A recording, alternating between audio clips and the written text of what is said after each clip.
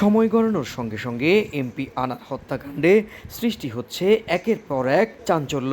কলকাতার সঞ্জীবা গার্ডেন্সে যে ফ্ল্যাটে এমপি আনার খুন হন মঙ্গলবার স্থানীয় সময় সন্ধ্যার কিছু আগে, সেই বাসার সেপটিক ট্যাঙ্ক থেকে উদ্ধার করা হয় 4 কেজিরও বেশি মাংসখণ্ড, চুল ও হাড়ের গুঁড়া।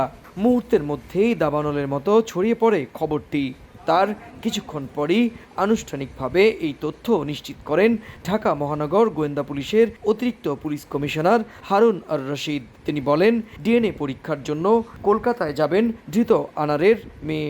কলকাতার সিআইডি পুলিশকে আমরা রিকোয়েস্ট করেছি তারা যেন এই যে সেফটি সোয়ারেজ লাইন এবং সেফটি ট্যাঙ্কের জন্য তারা একটু যেন ভাঙ্গার ব্যবস্থা করে, এবং তাদেরকে ধন্যবাদ, তারা অতি স্বল্প সময়ে তারা কিন্তু এই কাজটি করেছেন। পারিপার্শ্বিক সাক্ষ্য এবং মূল ঘাতক আমাদের কাছে রয়েছে। অতএব আমরা মনে করি আজকে এই যে দেহ মানে তার খণ্ডিত অংশের কিছু মাংস উদ্ধারের মধ্য দিয়ে আমি মনে করি আমাদের এই মামলার যে যাবতীয় বিষয় আমাদের নজরে আছে।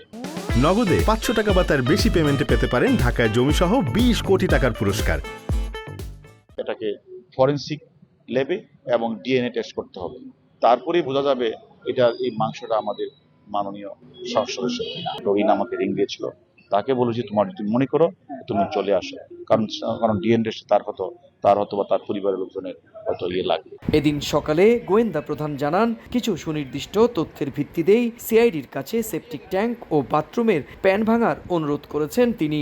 শুধু তাই নয়, গ্রেপ্তার হওয়া শিলাস্তি জেরার মুখে বলেন, বাথরুমে বারবার ফ্লাশ করার শব্দ পেয়েছিলেন তিনি। সে তথ্যের ওপর ভিত্তি করে ফ্ল্যাটের অভ্যন্তরীণ সোয়ারেজ লাইনের ম্যাপ জোগাড় করে নেওয়া হয় ভাঙার উদ্যোগ। এর আগে নিউটাউন এলাকার খোঁজপুকুর ও বাগজোলা খালে ডুবুরি নামিয়ে তল্লাশি চালানো হয়, নেওয়া হয় ড্রোন ক্যামেরার সাহায্য। এদিকে সিআইডি জানায়, এখনই শেষ হচ্ছে না মৃতদেহের অংশ উদ্ধারের অভিযান। আরও বেশ কয়েকটি সন্দেহভাজন জায়গায় চালানো হবে চিরুনি তল্লাশি। গেল 12 মে চিকিৎসার উদ্দেশ্যে কলকাতায় যান এমপি আনোয়ারুল আজিম আনার। কলকাতার অদূরে বরানগরে বন্ধু গোপাল বিশ্বাসের বাড়িতে এক রাত থাকার পর 13 মে দুপুর থেকে রহস্যজনকভাবে নিখোঁজ হন তিনি। 18 তারিখ সংশ্লিষ্ট থানায় নিখোঁজ ডায়েরি করেন তার বন্ধু। এরপর 22 মে সিআইডি জানায়, নিউটাউনের সঞ্জীবা গার্ডেন্সের 56 বিইউ ফ্ল্যাটে এমপি আনার খুন হয়েছেন।